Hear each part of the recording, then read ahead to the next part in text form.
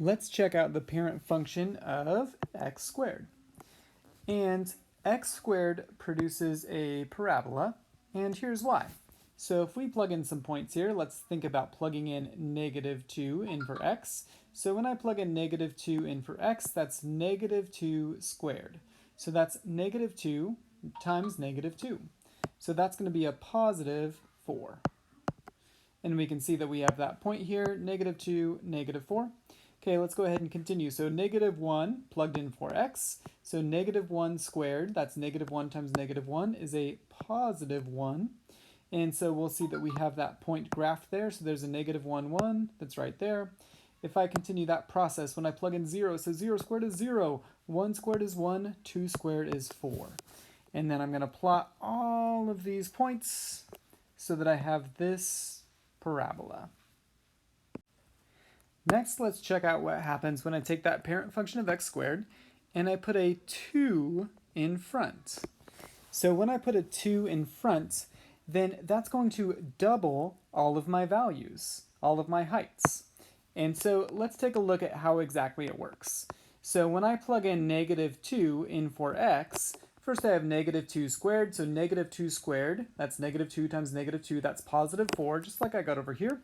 But now I'm going to take that positive 4 and I'm going to go times 2. So 4 times 2 is a positive 8. And then let's do the same thing. Let's continue here. So -1 in for x. So first -1 squared is a positive 1. -1 times -1 is positive 1. And then times 2, I'm going to get 2. So I'm going to get 2 here. When I plug in 0, that's 0 squared is 0. 0 times 2 is still 0. When I plug in 1, that's going to be 1 squared, which is 1, times 2 is 2. And then when I plug in 2, we get 2 squared 4, but then times 2 is 8. So if you were to compare the heights from the parent function over here, x squared, and the function over here, 2x squared, you can see that all of my corresponding heights are now doubled or twice as much. So let's go ahead and plot these points. So we still have 0, 0. But when I go -1, well, I get out 2. So I'm going to go left 1 and up 2, twice as high. When I look at -2 for my x, I get out 8 for my y value. So that means when I go left 2, I'm going to go up 8. Whereas on the parent function, I only went up 4. So I'm going to go up twice as high. And then same thing when I'm looking to the right. So when I plug in 1, I get out 2. And when I plug in 2, I get out 8. And so you can see that all of my heights are double or twice as high as they were on the parent function. And again, that's because there's a 2 in front. Let's look at another example when I change the number right before x squared. And so again, we still have our parent function of x squared here, kind of for reference, and we're going to compare it with what happens when I take that x squared, but this time I put a 1/2 in front of it. So let's just go ahead and plug in these values and see what happens. So when I plug in -2 for x, -2 squared is positive 4, but then positive 4 times 1/2, well, that's going to be 2. I guess half of what it was on the parent function. Okay, so now let's go ahead and plug in -1. -1 squared, positive 1, but then positive 1 times 1/2, well, that's going to be 1/2. Okay, going to the 0 here, so 0 squared is 0 times 1/2, well, still 0, okay. Okay, and then when I plug in 1, 1 squared is 1 times 1/2, 1/2. 2 squared is 4, 4 times 1/2, 2.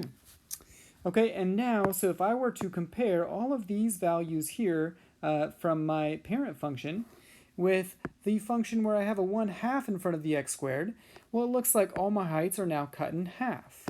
So what did this half do? It cut all of my heights in half. And so if I plot these points now, so I still have 0, 0. But then when I go to the right one, instead of moving up 1, I'm going to move up half as much. And when I move to the right 2, I'm going to move up half as much as well. So instead of going right 2 and up 4, I'm going to go right 2 and up half of 4, so 2. When I move left 1, instead of going up 1, I'm going to go up half as much. When I move left 2, instead of going up 4, I'm going to go up half of 4. And now we can see that this is going to be a wider parabola. And so if I were to apply these same type of techniques to a new equation, so for example, let's just say, well, what would happen if I took x squared, but this time I threw a 3 in front of it? Okay, so what's that 3 going to do? Well, that 3 is going to triple my heights, and we're always looking at what's happening from my parent function of x squared. So if there's a 3 in front of x squared, then that's going to triple my heights. So what's kind of standard, or what happens in the parent function? Well, in the parent function of x squared, when I move right 1, I go up 1, because 1 squared is 1. When I move right 2, I go up 4, because 2 squared is 4. But now if there's a 3 in front, I'm going to triple what I did before. So instead of right 1 up 1, I'm going to go right 1 up 3 times as much. So right 1 up 1 times 3 is 3. Okay, and then so let's see what I would do next. So instead of moving right 2 and up 4, because 2 squared is 4, there's a 3 in front, so I'm going to move up 3 times, or triple the amount. So instead of right 2 up 4, I would actually have to go right 2 and up 12, because 4 times 3 is 12. So we can just kind of see about where that would be there. So that's 4, 5, 6, 7, 8, 9, 10, 11, 12. So it'd be kind of like way up there. And then I can just kind of reflect my points symmetrically over here. So something like this. And we can see, and then 0 tripled is still 0.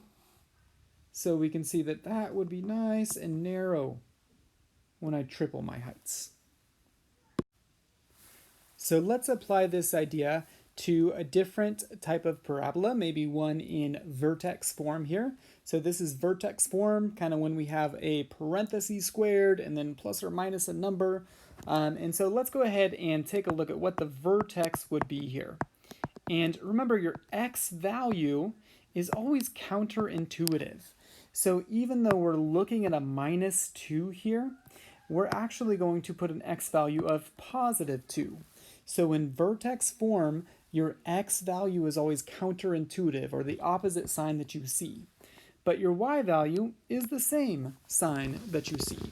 So my vertex here for x minus 2 squared plus 3 is positive 2, 3.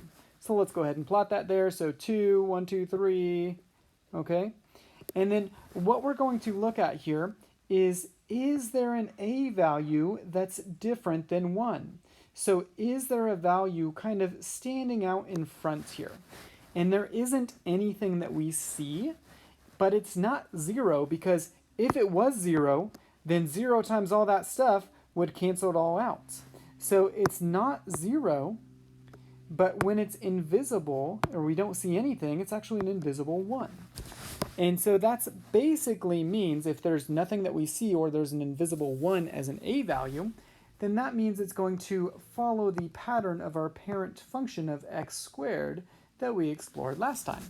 So that means I'm going to go right 1 and up 1, because 1 squared is 1. I'm going to go right 2 and up 4, because 2 squared is 4, so 1, 2, 3, 4. And I would go right 3 and up 9, because 3 squared is 9. And I'm just going to make my symmetric points here, like so.